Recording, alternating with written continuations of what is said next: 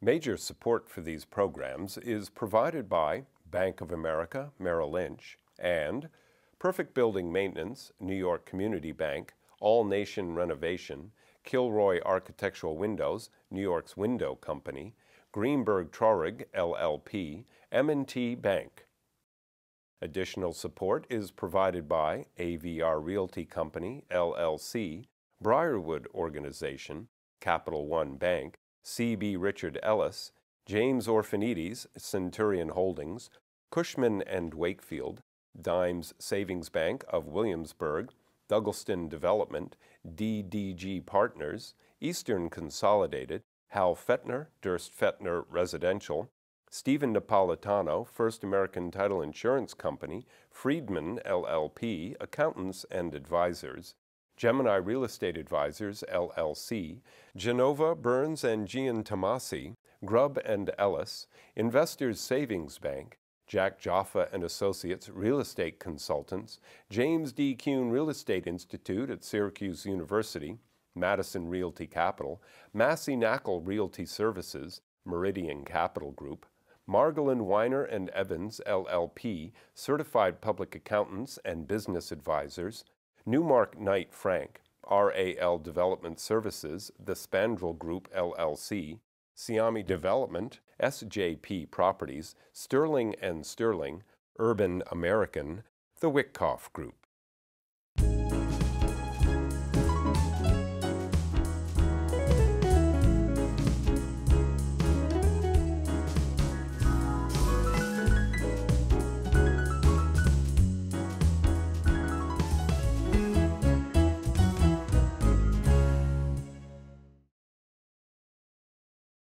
Some people grow up saying, I want to be a doctor.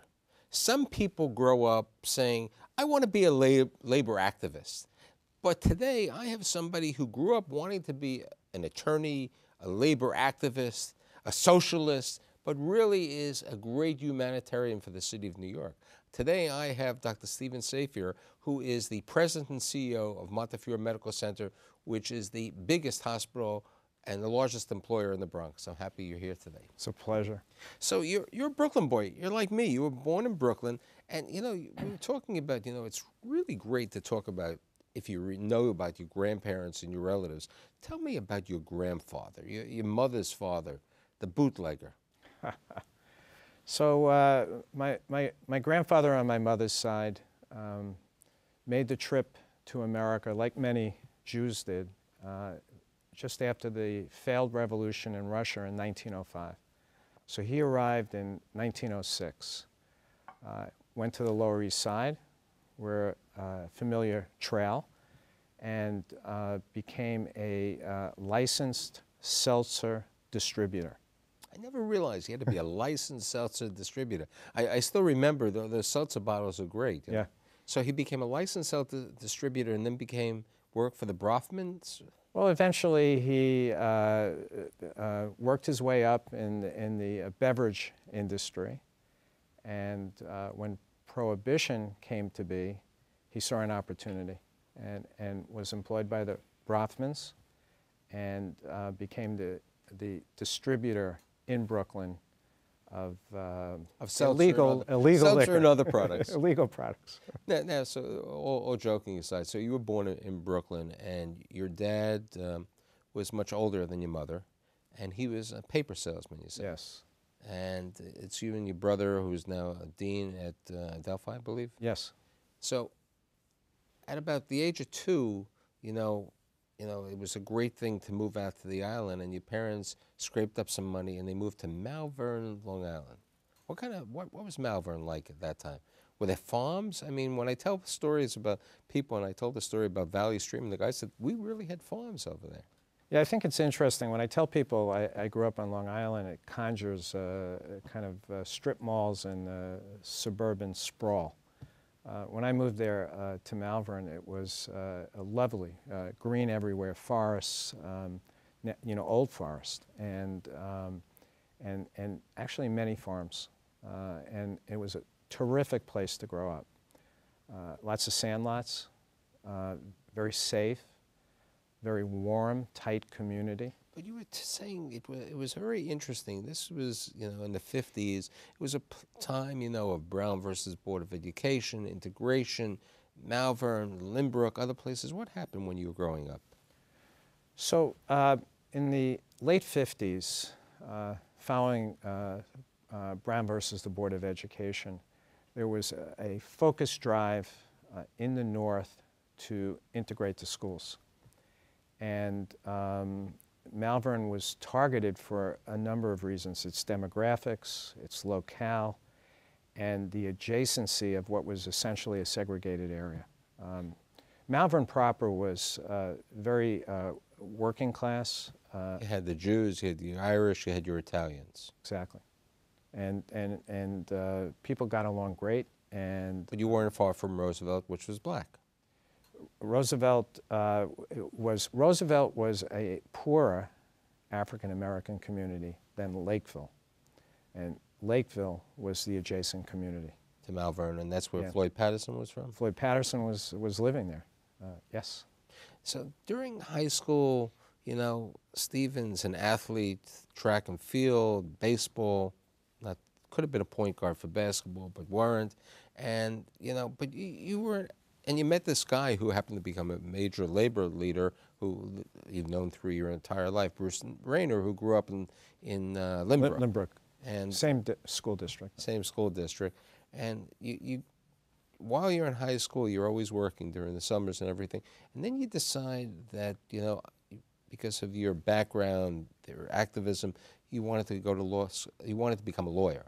And you decide to go to college, and what happened? You decided to go to Cornell. So Cornell was perfect for me. First of all, I had scholarships. It was a state school. It was labor relations was the division, and it basically was a pre-law school, and I was delighted to go there. So you go to Cornell. And, this is also the time of the Vietnam War. And this was a time when the country was in a strange period of time. And you don't go to law school. What happens? You graduate? Well, the activism that I embraced at Cornell, the seeds were set in Malverne. And those seeds were set during the integration period that you were describing, which was very successful. It was a lot of turmoil when it happened, but by the time I graduated, I saw that things could change. And we integrated it, it worked well. And being opposed to the Vietnamese War was easy coming out of the struggle of the civil rights movement.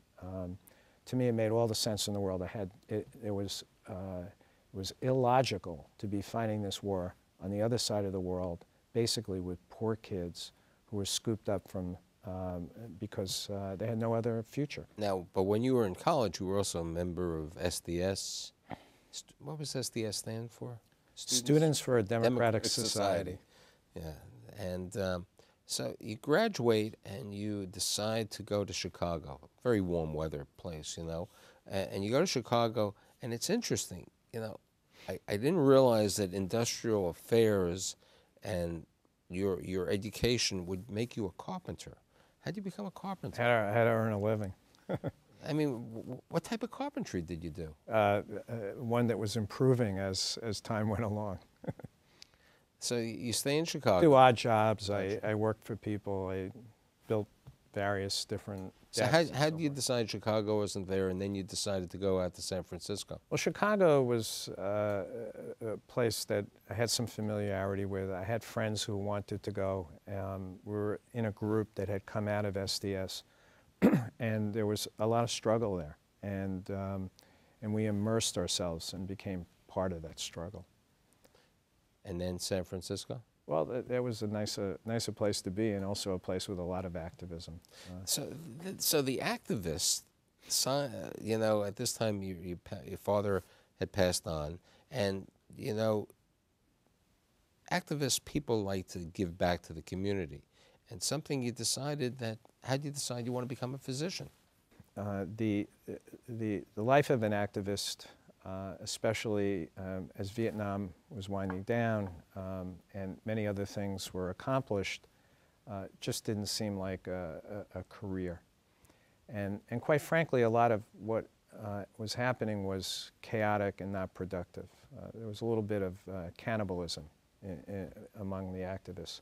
So I began to think about a career, and you know, I had already rejected law. I thought of history because I was Why did you reject law? Probably for the wrong reasons. I didn't appreciate how much good you could do in the law, because there's unlimited things that can be accomplished. But medicine seemed pure, seemed like something that would be intrinsically interesting, and it just excited me, and it made my mother happy. But unfortunately, you know, going to Cornell Industrial Relations with a pre-law background was not the educational requirements for medicine. So you now come back to New York and you go to Columbia. I went to Columbia for 2 years.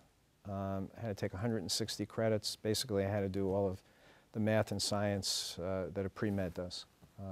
But I immersed myself in it and found it quite exciting, quite interesting, and did very well. Now it's time to, you know, to make a decision where you want to go to medical school. And, you know, I have a feeling, because I've been involved with the Albert Einstein College of Medicine at Yeshiva University for close to 30 years. You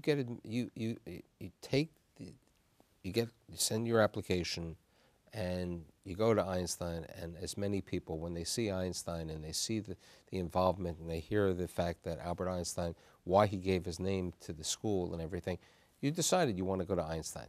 But you have the big problem, no money, or should we say, there was not geld to pay for your education. Correct. So tell us the interesting story of my good friend, at that time the Associate Dean for Students, Dr. Stephen Lazar. So it was absolute love at first sight, and the values of the place resonated with my values, and by the way, it was really one of the best medical schools in the country with outstanding clinical experience. So it was hands down where I wanted to go. I felt at home. I had no money, I had no resources. I had planned on making loans. I had taken loans to go to Columbia, and I thought to myself, when I was admitted, I'll go up and talk to them, and I went up to the Bronx. It was my second trip to the Bronx, other than passing through. And I went to see, I met with Steve Lazar, who was the Associate Dean and Dean for Students. A wonderful guy, who I'm still close with and a friend. Who's now the head of Sackler. Sackler School of Medicine. Yeah, he's the dean. He's the dean. So I went to see him, and told him my situation. When I tell the medical students of today what the tuition was, they'd sign up tomorrow. It was $6,000, I think. And I asked him for some help, and he said, sure, we could do it. And he wrote some numbers down on the back of an envelope, literally on the back of an envelope. I think he offered me $2,500 and loans. And the other money we were going to get a loan for a change. Borrow it. Put it in my pocket. I went home. There was no email. I wrote my letter in. I signed it. I was signed up. I'm coming. Now, this is when? This was in 1978. So I show up in late August to begin school. I go to the bursar, and I'm going to pay the bills. And I tell them I have a loan, and they say, we have no record of it. So they sent me to the financial aid guy, who's not Steve Lazar anymore. It's a different person. And he says, we have no record of this, and there's no loan. And I was a little upset. And I talked to him, and I really got nowhere. He said, we'll make you loans. I went home that night. I didn't set up all the loans. I went home, and I found the envelope. Put it in my pocket. I returned the next day, and I showed him the envelope. He honored it for 1 year. Now, during your first year, we're going to get to the second year because the second year really has a major effect on your later career. During the first year, when you go to college, when you go to medical school, they always say, look at the person next to you on one side. In college, they always say, look at the person next to you because they may not be there. Medical school, it's not really that. But you looked at this person next to you who was this woman by the name of Paula Marcus, right? Well, it's a little different, but tell the story. Okay, so I'll tell you the story. So they say look to your left and look to your right. Right. And they say 1/3 of you will marry each other. I was 30 years old. I wasn't the oldest student in the class, but I remember saying to myself, if I have one friend in this room, true friend, I'll be happy. I felt so much older than everybody and came from a different background. I went to lunch. A beautiful young woman walked up to me and said hello. She's my wife. We married each other. They were right. Now, the interesting thing is the second year comes around and the bursar says, Stephen, how are you going to pay? And what do you do then? I knew about, and he encouraged me to join what was called the National Health Service Corps, which is a little like ROTC and ROTC, where they would pay your tuition and your room, books and stipend in exchange for, after your residency, doing service in an underserved area. Seemed great. I signed up. Especially with your background that you were taking care of, you were an activist anyway. Hey, you can go underserved anywhere in the country. It would be fine. By the way, I think every medical student should be obligated to do that. I think I'm not disagreeing with you. So now you finish school, you and Paula, you get married during medical school. Yes. And you decide that you want to be an internist, and Paula wants to become a psychiatrist. You go to, you match. Did they have matching at that time? Yeah, they had a match. You matched and you went to Montefiore. I did. You were in the Bronx anyway, and Montefiore had the relationship with Jacoby at that time. And Paula goes to St. Vincent's, and then she goes to Jacoby. Mm-hmm. And your internal medicine, and one of the great programs, which we'll talk about in a little while, is the social medicine program at Montefiore. Yes. And so now you finish your 3-year obligation. Paula still had 1 more year. And now you sat down, and then they said, where am I going to go? Maybe I'll go to that Indian reservation in Wyoming? Nah, Paula and I are over here. How'd you find the opportunity to go to work in an underserved community known as Rikers Island?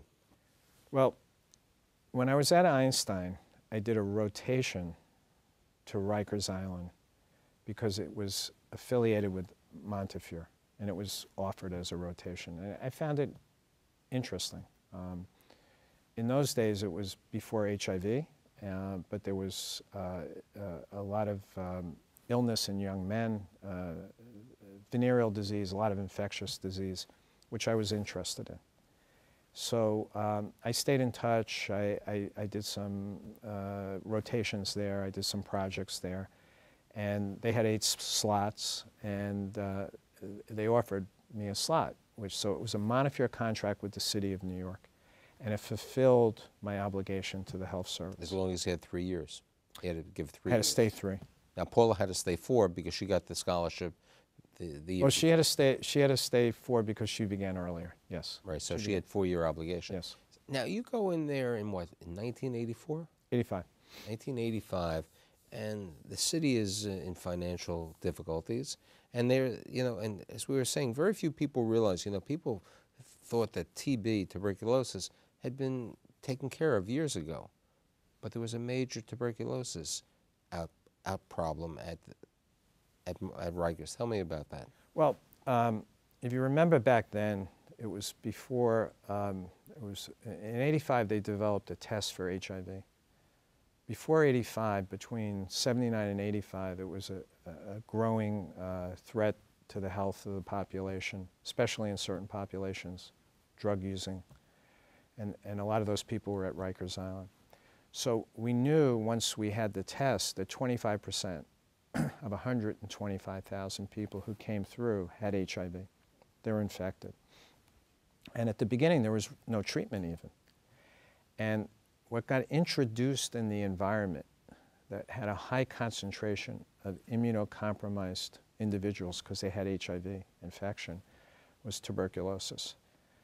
We didn't at first know it was tuberculosis because the whole healthcare system had kind of gone to sleep on it, because in the early 50s it had been cured with treatment.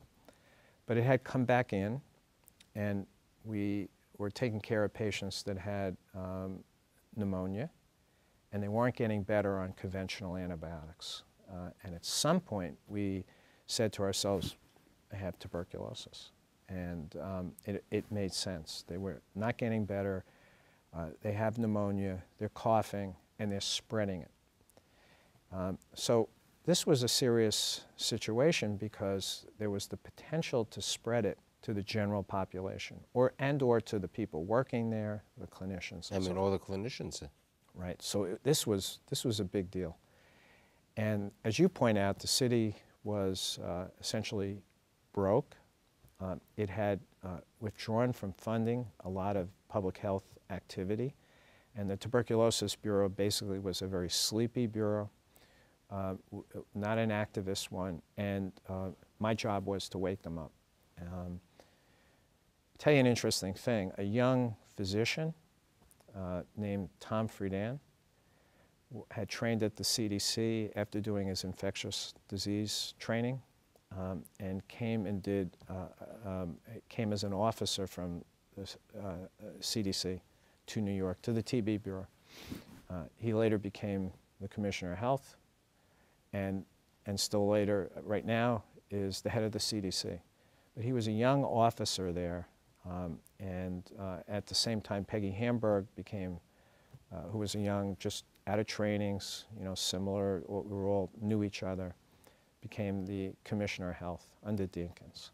So there were supportive people of the work we were doing. We still needed to get the resources. So it was a struggle, and it was an important struggle that introduced me to the world of city government, funding, how you get the funding, and began to introduce me to how you lead a healthcare organization. Which is so important, because in reality, you know, when people hear of Montefiore, and I know how great Montefiore is is, you know, in the Bronx.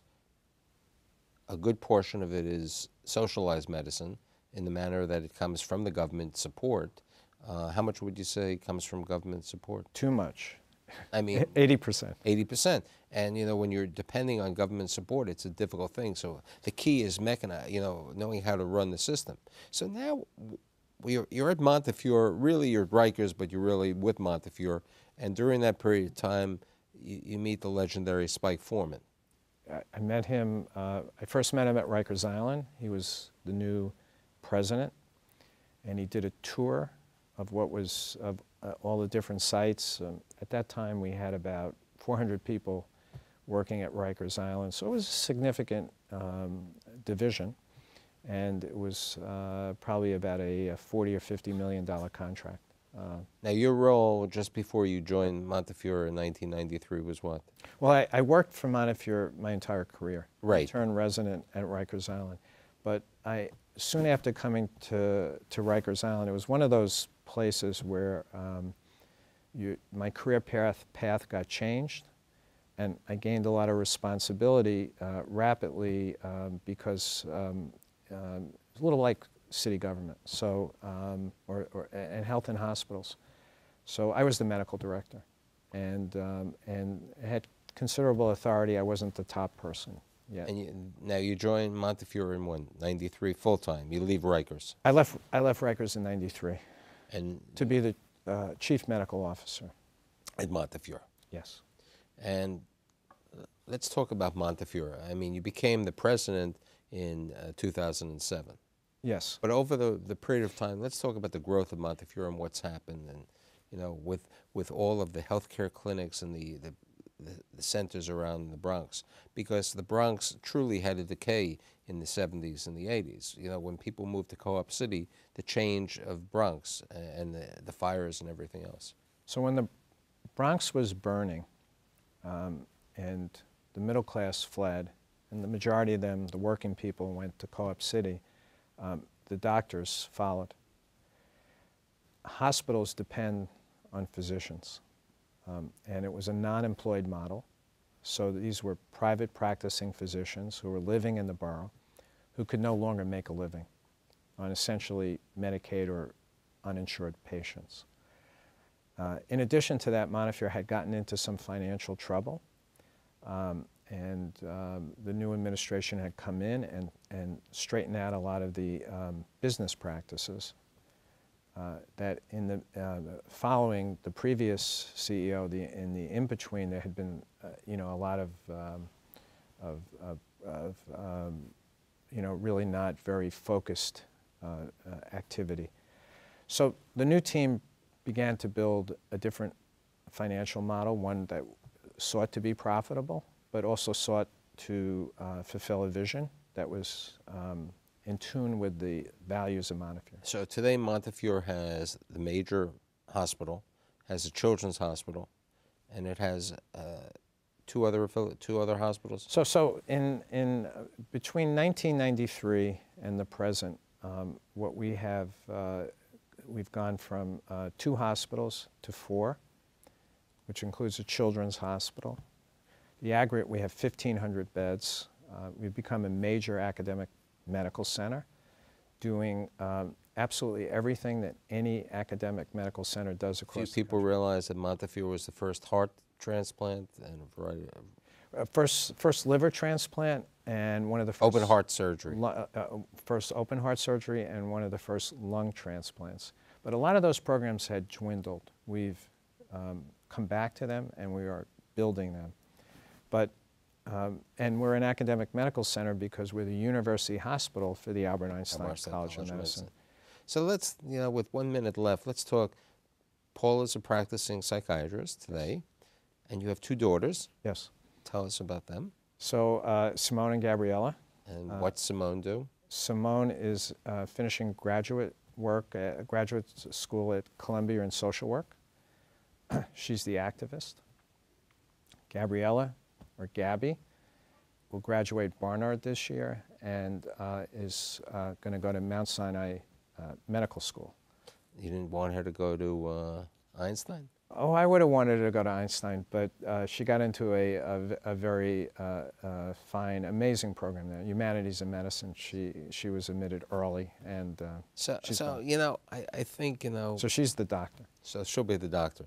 So for the community activists, the person who really has gone through a lot, I'd like to say you've truly been a builder in New York and in the top 50 physicians considered nationwide.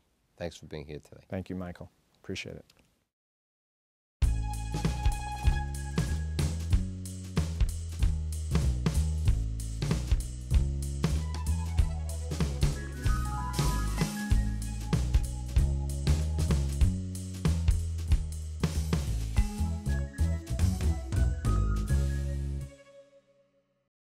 Major support for these programs is provided by Bank of America, Merrill Lynch, and Perfect Building Maintenance, New York Community Bank, All Nation Renovation, Kilroy Architectural Windows, New York's Window Company, Greenberg Traurig, LLP, M&T Bank.